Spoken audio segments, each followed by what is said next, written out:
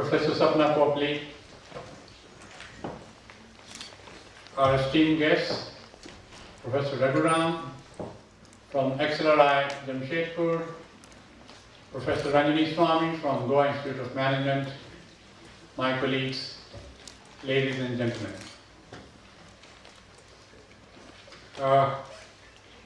We are honored to have all of you here today in India's first PRME meet. PRME initiative started by United Nations Global Compact is almost now 7 years old, though the basic thing was started in the year 2000. And for the last 7-8 years, a lot of business schools have been actively working on this. Before we go into proceed further, I will just take 2 minutes to introduce the speakers on the dais. Jonas is Head of PRME Secretariat at the United Nations Global Compact, New York. He is responsible for driving the mission of PRME initiative to inspire responsible management education, research, and thought leadership globally. He provides global leadership in bringing together good practices and implementing the principles of PRME and the UN Global Compact. Prior to starting this assignment, he was the coordinator of the UN Global Compact's local networks in Latin America, Africa, and Middle East. He also worked as a research analyst for the German Public Broadcasting Service. He holds a master's degree in European Studies from Hamburg University in Germany. And as a Fulbright scholar, he also completed his master's in science in global affairs from Rutgers University. We welcome you, Mr. Haertle.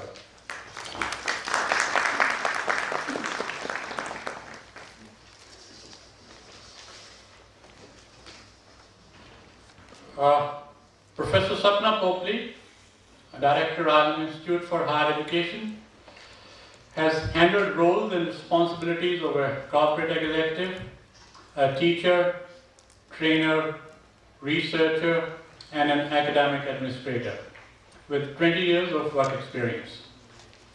She is a research fellow in the area of leadership, an MBA with major in marketing, and an undergraduate degree in mathematics honors. She has taught courses in leadership, marketing, services, strategy, and marketing research. Her work has been published and presented in the areas of business education, quality, learning and culture in various journals and conferences. Her current research and consulting interests are in the areas of leadership, people development, and service orientation. In her current role as Director of IILM, she is responsible for curriculum development, student development, coaching, and mentoring faculty and students, international collaborations and partnership development, besides managing the postgraduate business program across the campuses. Professor Popley, we welcome you to this conference.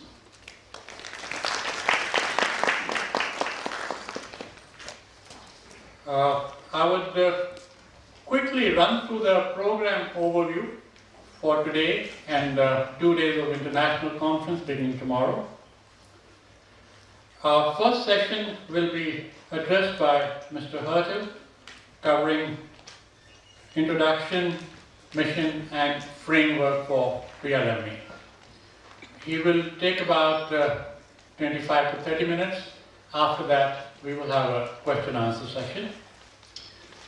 Section 2 will be experience sharing and planned initiatives by PRME signatory business schools. This session will be addressed by Dr. T.L. Raghuram, Professor of Strategy, XLRI Jamshedpur, Professor Ranjani Swami, Goa Institute of Management, and from IILM, Dr. Sangeeta Chopra, and I will be presenting our views. The third session today is on corporate engagement for PRME, to be addressed by Mr. Puran Pandey, Executive Director, Global Compact Local Network India, Professor Sujit Sen Gupta, Professor of Marketing, Ireland, Dr. Karan Gopal from Elmhurst College, Illinois, USA, and Mr. Jonas Haertle, and Professor Rahul Mishra from IILM Institute for Education. Now I would request Professor Sapna Popley to give a welcome address.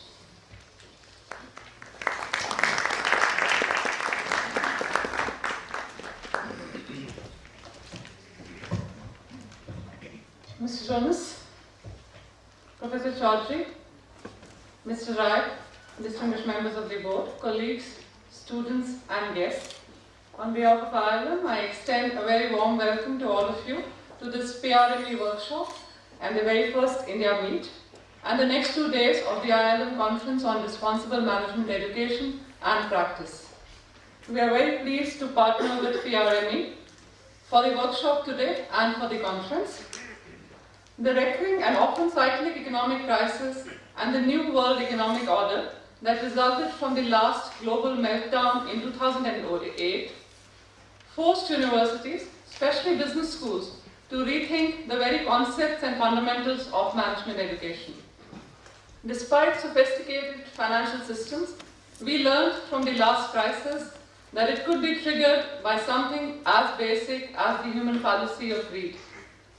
When we learned that many of the key players were those who had attended some of the best pedigreed business schools in the world, it forced the world of higher education to sit up and introspect deeply.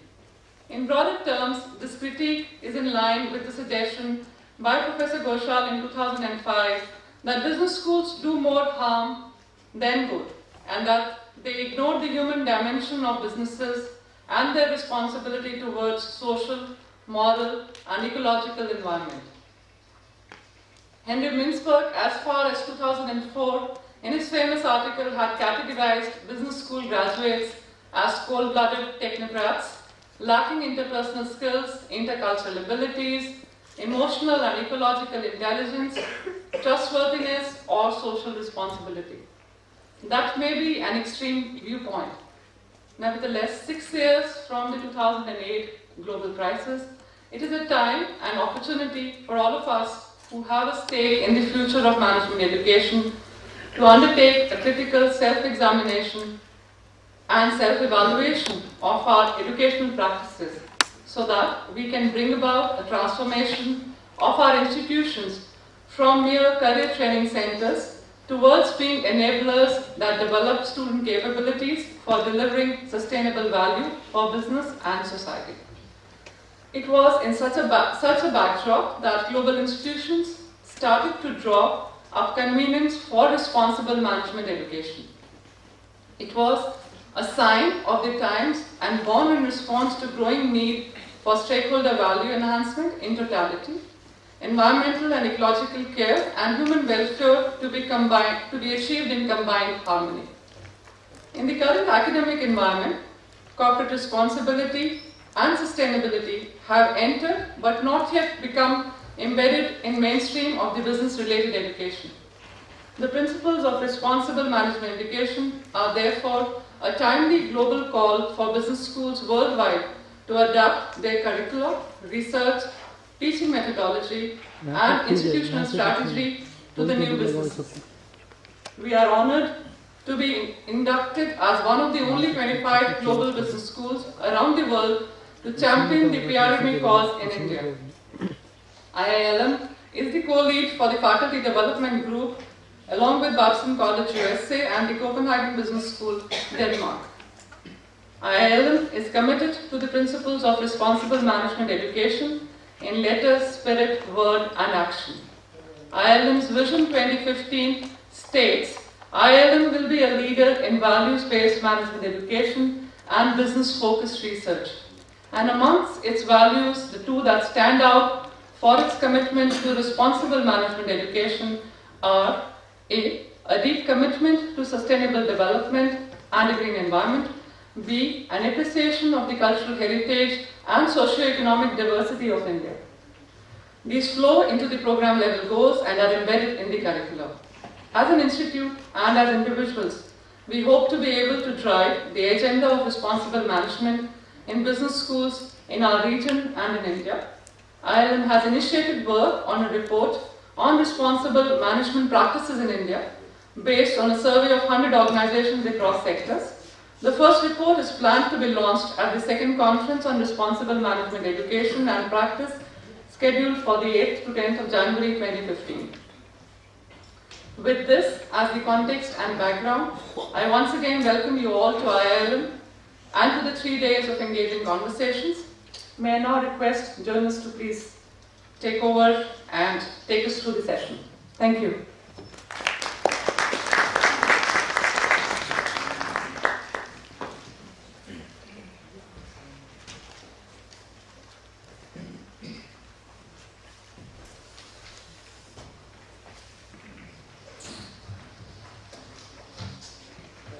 Perfect. Great. Great. Thank you very much for the kind introduction.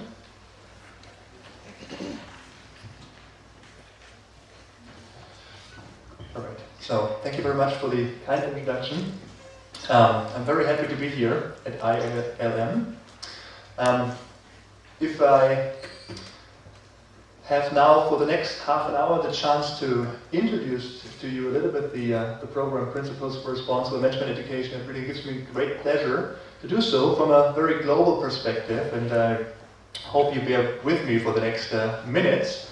But what I think is really most important is to hear from you over the course of today and over the course of the next couple of days of what we mean here, especially in the context of India, when we talk about responsible management education.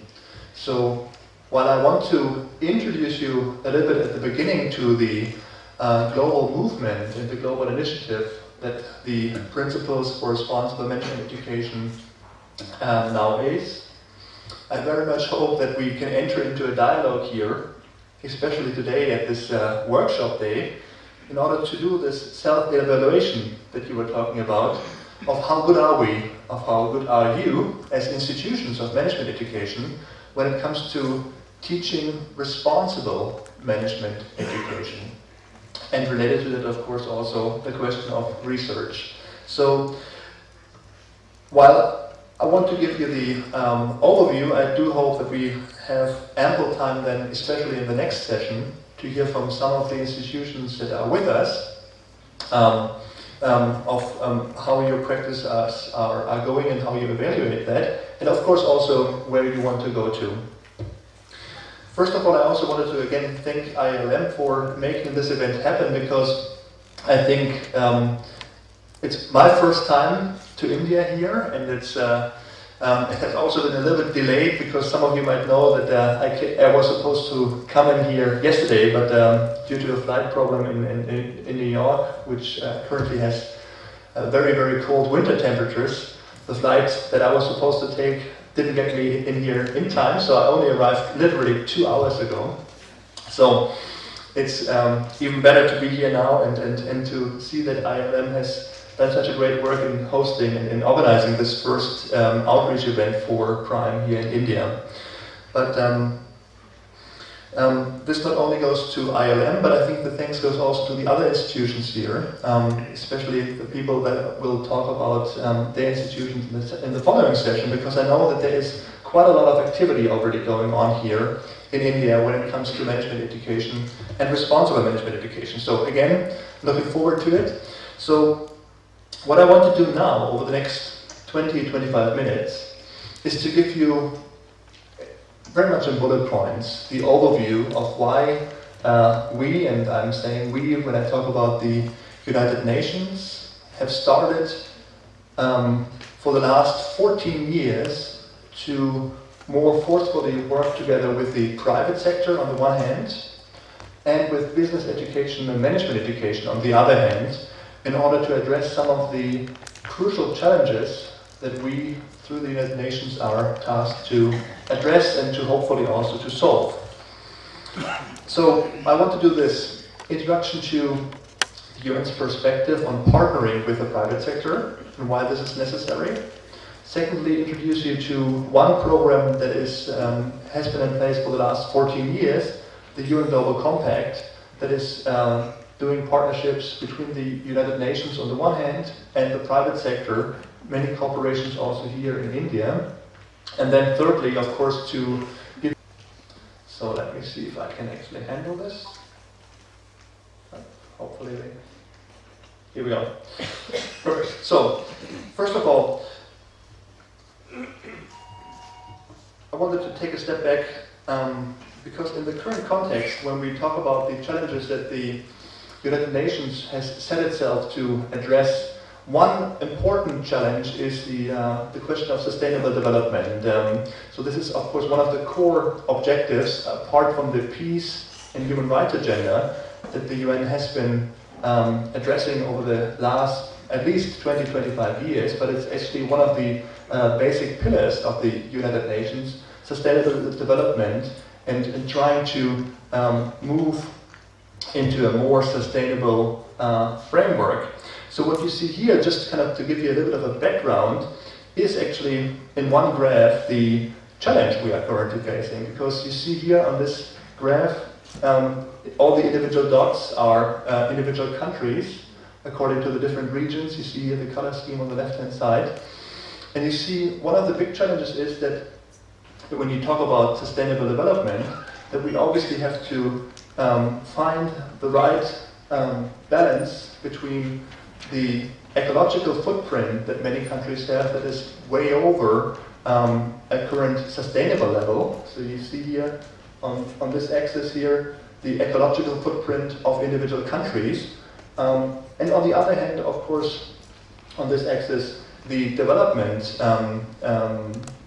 index or the development of individual countries. So one of the major challenges is to bring all countries, so to say, into this blue box here. And you see currently we are really facing a big dilemma, because while we have a lot of countries which are currently to the right of the threshold that the United Nations Development Program says is high development, which is higher than 0.8, all these countries have a quite high ecological footprint.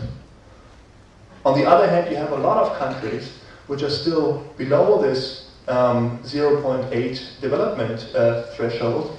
While they do have a rather low ecological footprint, we do of course want to see overall that the movement is not in the same trajectory, i.e. to a very high ecological footprint, but rather find a way where sustainable development, where development happens with a rather low ecological footprint. And that's one of the big challenges that we are all, struggling with, individually at the level of the United Nations, but of course much more in individual countries. And one of the main partners that can help us to solve this conundrum is of course not so much the government sector. It used to be previously the normal answer, look to government to solve these issues, but rather other actors, especially the private sector, has a very strong role to play when it comes to moving us into this blue box, which, as I said, currently actually no country is actually in. So that's at the basis for the United Nations over the last 20 years to begin to rethink the way we work, and to think much more critically about the way the private sector, corporations, but also of course other actors, NGOs, can play a role in helping us to address finding these solutions to this challenge that sustainable development poses. With that in mind, very practically speaking, the United Nations started in 2000 with the creation of the UN Global Compact to invite the private sector, in this case companies, to work strategically through partnerships with the United Nations. And the Prime Initiative is part of this United Nations Global Compact, so let me just say a few words about the Global Compact here. So again, it was launched in 2000 by the previous Secretary General Kofi Annan, with the basic idea that the United Nations, standing and having at this time already, they had, of course, I mean, we had at the level of the UN a lot of norms through international declarations and resolutions, especially in the areas of human rights, good workplace practices, environmental standards, and later on also on anti-corruption. The UN on the one hand was to offer in a global compact these basic values, and the private sector on the other hand was invited to bring its solution finding mechanisms and their creativity into this global compact. And this started out very small with only 40 corporations through this partnership, but we have grown quite dramatically over the last 14 years. And there are now more than 8,000 corporations, many of them also here in India, engaged, and they have pledged to adhere to 10 principles that are basically derived from these 4 issue areas: human rights, good workplace standards, environmental standards, and anti-corruption. And in turn, the UN recognizes them as champions in their own right for responsible business practices, responsible and sustainable business practices. So this is what the UN can offer, a little bit of a pledge that these corporations are going into the right direction. And so we have seen now over 8,000 of corporations, and actually also over 4,000 non-business participants in the meantime sign up to the UN Global Compact. The basic idea here is to really incentivize corporations to make efforts to have long-term value creation as their goal. Long-term value creation not only in a financial aspect, that is of course always what traditionally has been at the forefront, but also in social, environmental and ethical terms. So that's the basic objective that the Global Compact has been set out to do. How are we operating at the level of the UN Global Compact? We have 2 levels. I mean, obviously the global level, where we invite corporations to sign up to the 10 principles of the Global Compact. But then there's also the local or the country level. And what you see here are all the countries colored in red that are where currently there is an active Global Compact local network or country network. So here in India we have 1, but in many other countries, over 100 actually, have now established Global Compact local networks. So these are oftentimes secretariats hosted by either business associations, by groups of businesses, or they have set up their own legal structures. And they engage corporations and other stakeholders on a country level around these 10 Global Compact principles. So here in the India context, we will hear from Mr. Puran in the last session this afternoon, who is the person representing the Global Compact local network here in India. So you have also maybe a chance to hear a little bit kind of what's happening from the corporate side here in the Indian context in a little bit later this afternoon. But also these other networks, their main role really is primarily to root the global approach of Global Compact into a country context. Because when we talk about environmental principles for corporations, the challenges of course differ from country to country, and even within a country we know quite dramatically. So the main role of these over 100 country networks currently is to figure out what are the main challenges, but also what are the main opportunities for corporations in a given country to address these 10 Global Compact principles and to make progress vis-à-vis the pledges the corporations have made.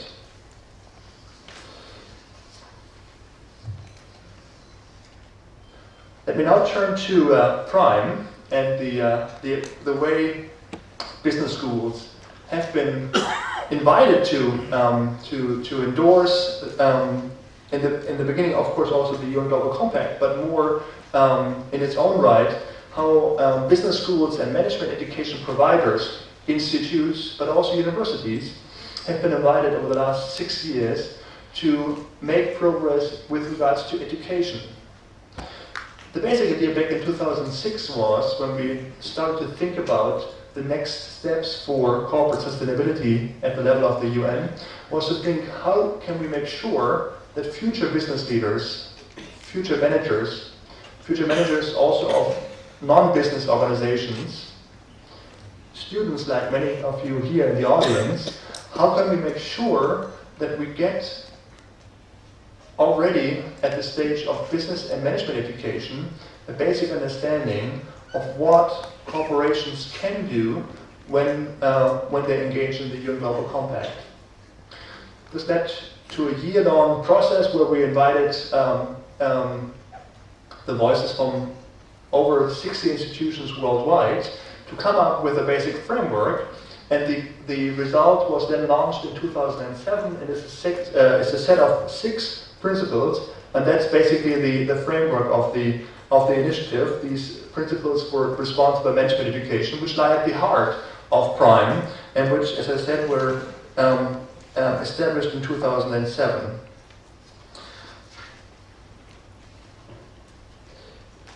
If I can also, fast forward now, I mean, where do we stand? We currently have over 530 business schools and management-related academic institutions signed up to PRIME worldwide. In over 80 countries, you see here the breakdown. In many markets we have really the top-level schools, but also many mid-tier and mid-tier schools are increasingly seeing the value proposition that PRIME provides as interesting and valuable. So we are seeing a constant kind of increase in numbers. That's only one side of the story, because of course numbers in our sense count, because we do have to show that there is an increasing number of education providers that find it interesting. But on the other hand, we do also see, and that's what I want to hopefully also get out of the following session, that not only numbers in terms of quantity grow, but also the quality of engagement. And so we do see over the last at least 2 to 3 years more and more really sustained engagement in these individual business schools, which have now a little bit longer track record with us. In India, you see here the numbers. I mean, we have currently 24 institutions. You see the list of current signatories here in India has grown by 9 last year. I know that this might sound rather small for India, because I'm aware that there are quite a lot of institutions that are in the management education field. So one hope with an event like this, and more to come, is of course also that we, through your colleagues and peers, reach out to more institutions to really make sure that there is an increasing number, so that we can over time reach a tipping point where many more institutions that are in this sector here in India are getting engaged around this program. But I think we are seeing now more interest, because you see right in 2013 alone we had almost a third of the or more than a third actually of the signatories come on board. So we do hope that this number will exponentially grow over the years to come.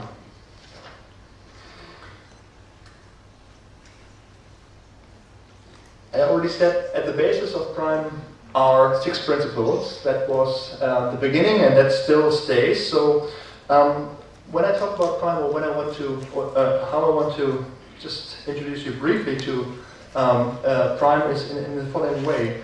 I think the main value proposition that business schools see in engaging in PRIME is that PRIME provides an engagement framework for organizational change with accountability measures. And I will talk about these 2 aspects. But secondly, PRIME more and more also provides learning opportunities for many of the institutions and individuals in the institutions that have signed up to PRIME. And that's also one aspect I want to touch on. So first, how is PRIME, or how are the 6 principles an engagement framework for organizational change? Well, in the first place, you probably all know, but just maybe also as a background information, any institution that wants to be part of the initiative is asked to sign up, and have the highest executive actually sign up publicly to the 6 principles and make a pledge to report on the progress that the institution is making in implementing these principles at least every 2 years. So while this is of course a voluntary step that each individual institution has to take, the requirement to report on progress And then these reports are, of course, publicly available so that stakeholders, students, corporate partners, professors, peers, and other institutions can have a look and see how the progress is going. That creates, in our view, enough attention and oftentimes also pressure to really move forward from year to year, or at least every 2 years when these reports are due.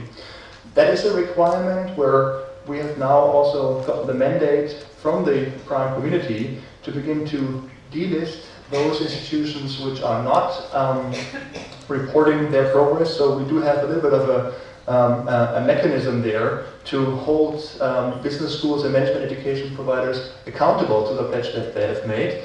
And I can happily report that so far we had rather low numbers of delisting because this public scrutiny and the pressure that is on institutions has, in our view, helped enough to keep institutions engaged.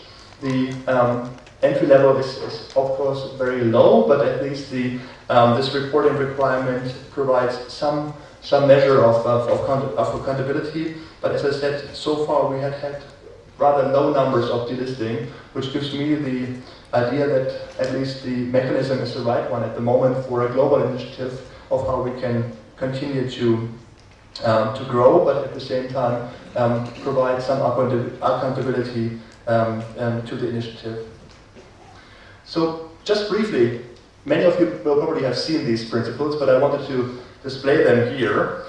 These are the TIX principles. So the first TIX principles that an institution is signing up to talks about the shift in management education, and we talk about the purpose of management education to develop the capabilities of students to be future generators of sustainable value for business and for society at large. And the important part is, of course, the connection there. We're not just talking about sustainable value for society. We, of course, need to see also value creation for companies. But I think this "and" is very important. So this is really the main focus here of Prime.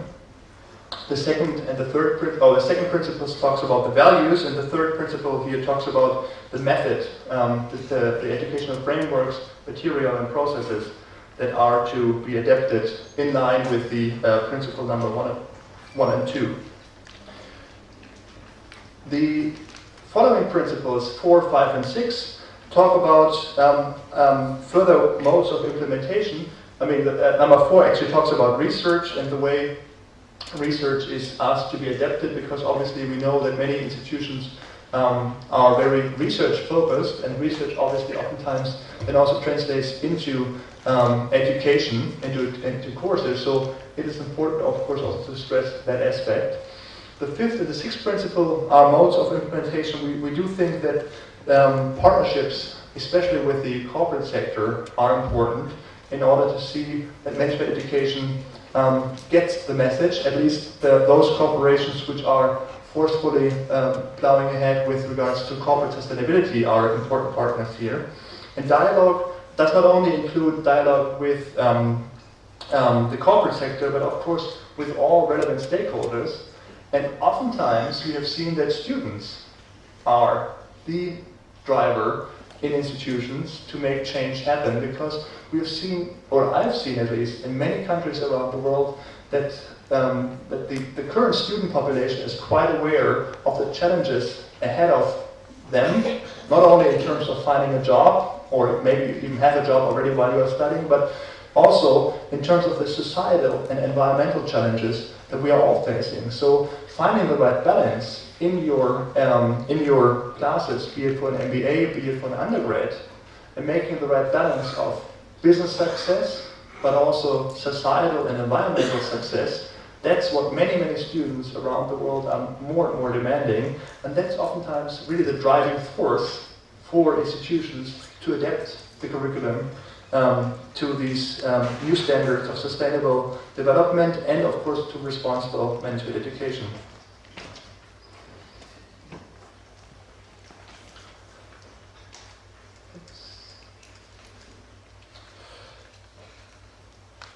I already talked about the accountability measure. So how do we make sure that schools and institutions that are part of Prime stay true to what they have pledged. And so every 24 months, at least, the school has to report its progress. These reports are made publicly available on our website. We do also encourage institutions to make them available through their own media. And so here's just a little selection of reports that have come in over the last month. I also already said that failure to report on progress leads to delisting of from the initiative.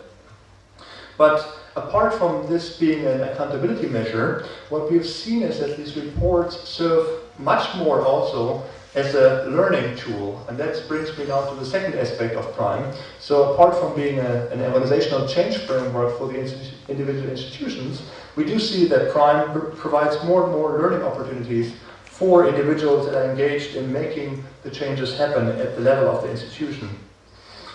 Oftentimes these reports, what I've heard, lead to a strategic stock taking in the individual institutions, and oftentimes I've heard a rather surprising statement from be it the dean, be it the director, or be it individual faculty members, of how much is actually already happening at individual institutions in regards to responsible management education, but in different pockets, and nobody really has a strategic overview. So taking the time to do the report helps oftentimes in the first place to figure out what is already happening in regard to the PRIME principles. And then, of course, going forward and looking forward, also putting some strategic planning into this document and making sure, at least in the next period, that the agreement is also followed up on. But again, oftentimes this is seen more as a learning than as an accountability measure within the institutions. So we think this is a very helpful comment, and we certainly want to stress that these reports should not only be seen as a way to report to outside stakeholders on the progress, but of course also to see these reports as a learning opportunity. So I do invite you to have a look on our website about the reports of your institutions, because they are all publicly available. Learning also happens, at least at the level of the at the global level, in different issue working groups. And so we have seen over the last 3 to 4 years a number of topics that became more and more relevant to business education. And so in order to address that, and especially the challenge that in many cases teaching material was not available, we've created global work groups in the following areas: in how to approach anti-corruption as a topic in business education, how to tackle the question of gender equality, and last, one topic, poverty as a challenge to management education. These are 3 topics where initially there were a number of corporations which told us that too little is happening in business education around these topics. So we thought, okay, if that's the case, why not bring together a few committed faculty members, and let's figure out what's already happening, and more importantly, what still has to happen. And so I can tell you, as best example here in the field of anti-corruption, we have had that case where there was in this case the German engineering company Siemens, which, as you might be aware, faced a huge corruption scandal back in 2005, 2006. They came back to us, and they actually had to pay a rather hefty fine to the World Bank. Out of that, we were able to get a grant, and were able to, over the last 2 to 3 years, develop a toolkit which is now publicly available on our website. It basically spells out how anti-corruption as a topic can be taught in the different function areas of, in this case, an MBA, but it can also be broken down into the function areas of an undergraduate program. So if you're interested in teaching material, cases, reading material, and other material is all publicly available now. Here the slides, don't show the hyperlink, but if you go to the PRIME website, and I will show that to you in a second, you can have direct access to this. The question of gender equality was a similar case. Again, a corporation or a group of corporations actually on the level of the UN Global Compact are engaged around the question of women empowerment and what corporations can do. And the question was, how is it being taken up by business schools and institutions that provide management education? And we did not see sufficient material in that space, so we did create a repository, which is again also open source. It can be added to, but it's again adding a lot of very useful resources as far as we hear in terms of how to teach that topic in the different functional areas of business education. Last but not least, I do also want to mention we are partnering with a program called Giving Voice to Values, and many of you might be, or some of you might be aware of this program. At least I know one person in the audience, one of your colleagues is currently writing one of the cases. If you are again interested in, this is ethics education and a very practical way of teaching ethics. The program is called Giving Voice to Values. We are currently partnering with the main author, Mary Gentile, who is at Babson College in the US, and writing over 10 Giving Voice to Values cases on anti-corruption in the Indian context. So these will be available probably in the middle of next month. Mary Gentile is coming to India here, I think, to Calcutta in middle of February, and she will hopefully have the 10 cases ready, but they will also be, of course, available on the PRIME website. So this is just to give you a little bit of a flavor on these different areas, and we are exploring others. I mean, we have currently working groups in the development on how to approach the question of climate change, business and human rights, business and peace. These are all work streams where we're currently seeing groups of faculty members coming together and figuring out how to teach these topics. And of course, you see, these are not traditional ways of, or not traditional topics in an MBA, but we find, and that goes now back to the very early slide that I showed you, that of course from the side of the United Nations, these are crucial topics, and in order to make management education more responsible, we do quite frankly say this is necessary to be addressed, especially in management education. So these topics, which at a first glance might sound foreign to an MBA or to a business education in general, we think in the future should become really fundamental cornerstones of any business education worldwide.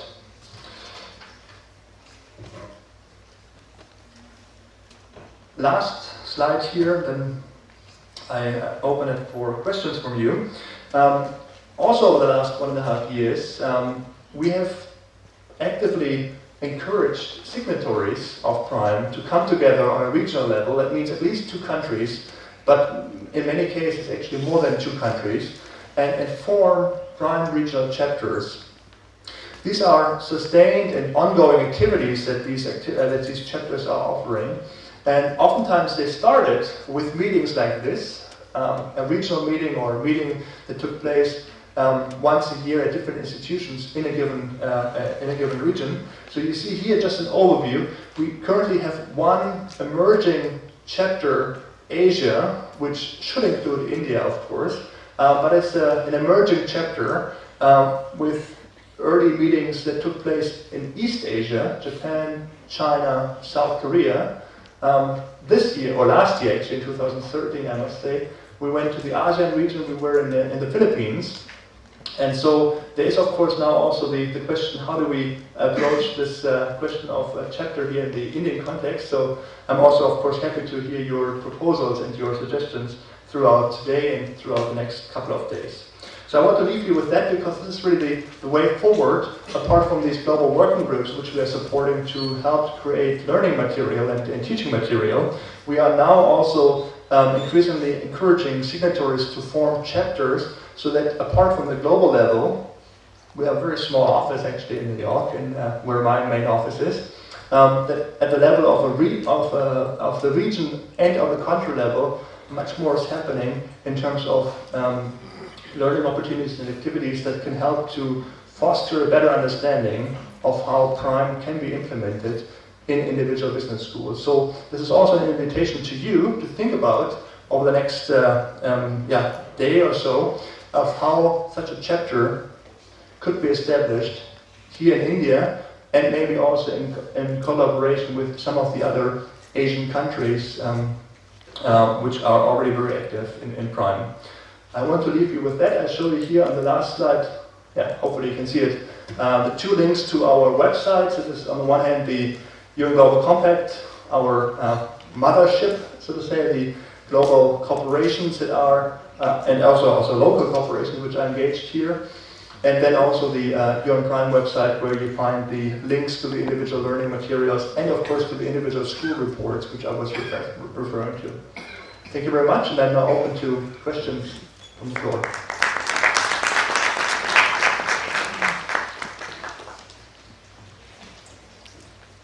Okay. Do we have a microphone? Or? Yeah, I think there's a mic.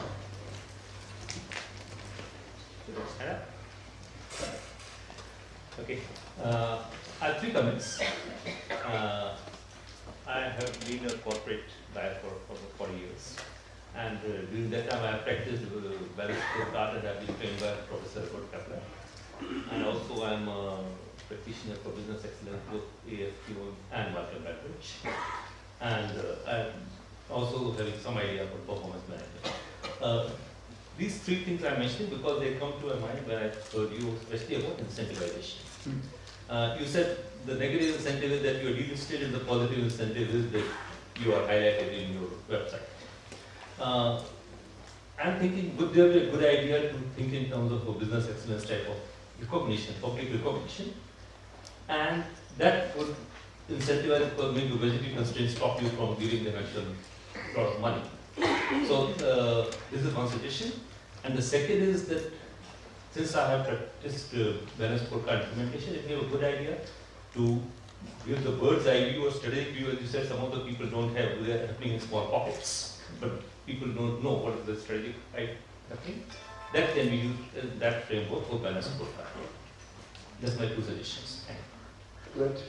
Perfect. Should we gather some input or? Yeah, yeah, you can get me here. So maybe we take one more question. Raghuram, you would like to bring up anything in context of anything? Okay, maybe I just come to that first. I mean, incentives, it's an important point. So I think what I showed you here is a very, very brief overview. So let me just first talk about incentives for corporations, why there is an increasing number of corporations getting engaged specifically with the UN Global Compact, 8,000 plus corporations, but more broadly, why are corporations more interested in corporate sustainability, has obviously, I mean, in our view, little to do with the fact that the UN is calling for that alone. Much more that there are market signals that are increasingly showing into that direction, at least in certain sectors, in certain markets, of valuing corporate sustainability behavior. The best example is of course, our publicly listed corporations, which are looking at their investors and are asking the questions: do investors value corporations when they are making these steps into becoming corporate sustainability leaders? When you look at at global trends, while there is no clear indication that corporations which are investing more in corporate sustainability, they don't outperform, you could say, regular companies. What we do see is that there is a slight advantage, a very slight advantage, but at least since 2008 there is no disadvantage for corporations, because oftentimes the earlier arguments used to be that this is just a mere cost and corporations couldn't uphold that in times of financial crisis. But we have seen since 2008 those companies which have made sustained investments, that they're not being punished by the investors for that. So that's at least one indicator. But there are others, that show into that direction. And from our side, the incentives are, of course, we can highlight corporations, and they oftentimes see the alignment with the UN-backed program as something positive.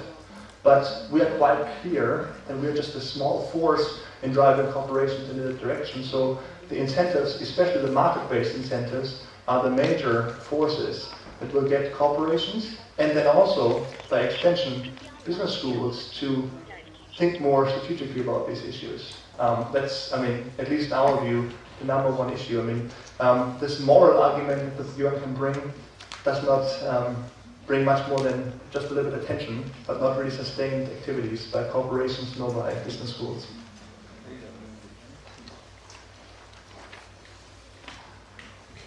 Are there any other questions, comments? Maybe also, yeah, this one.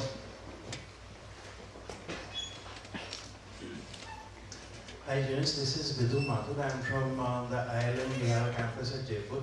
My question to you about it is about your experience at the UN level. Do you have any study that has evaluated the impact of culture on ethical education? So that we have some inputs about will there be any variation there in the Indian experience, or will it be the same globally? Thank you.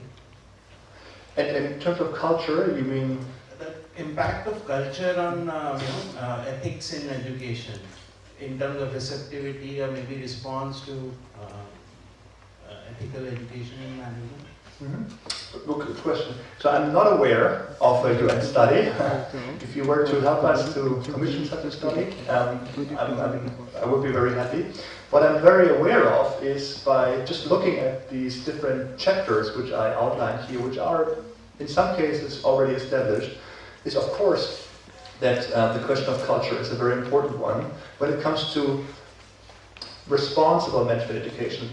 Ethics, maybe a separate issue still, but I think when it comes to responsible management education, why am I saying that? Because when we started, there seemed to have been the notion that many thought that there were some schools, some areas that were far ahead when it came to at least business ethics.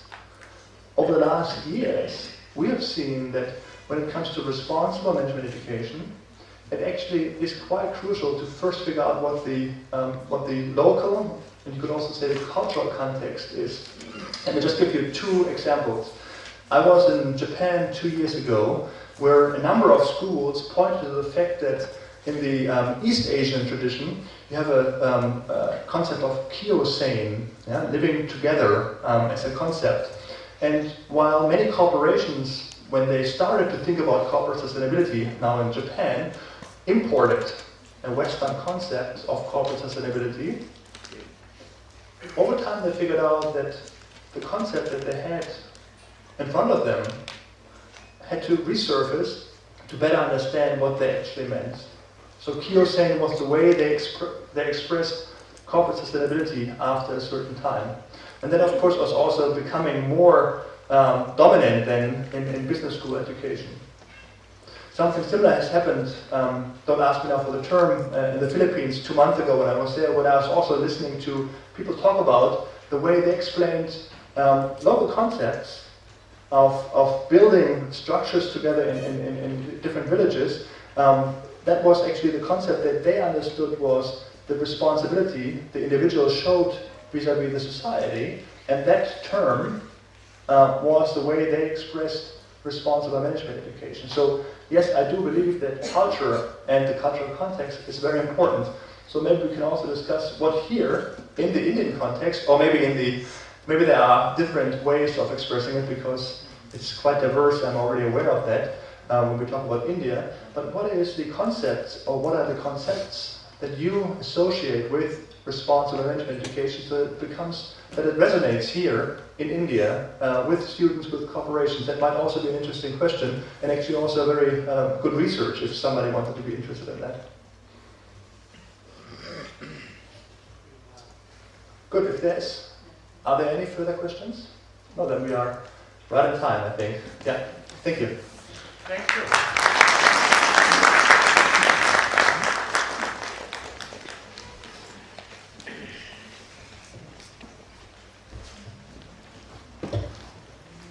Thank you, Mr. Haertle, for a pretty comprehensive introduction to Global Compact and PRME.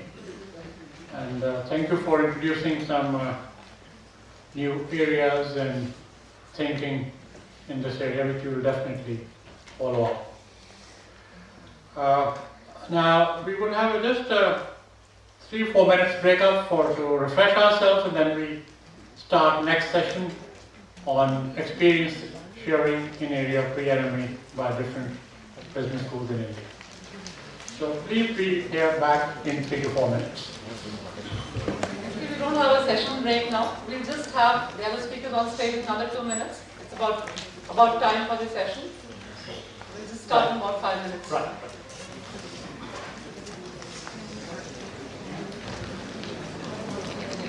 I request the attendees to please put their mobile phones on mute.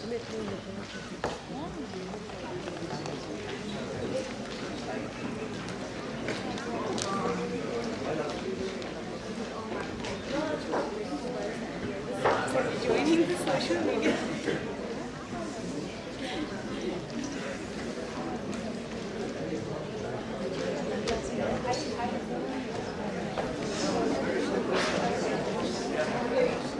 I request session 2 speakers to come on stage.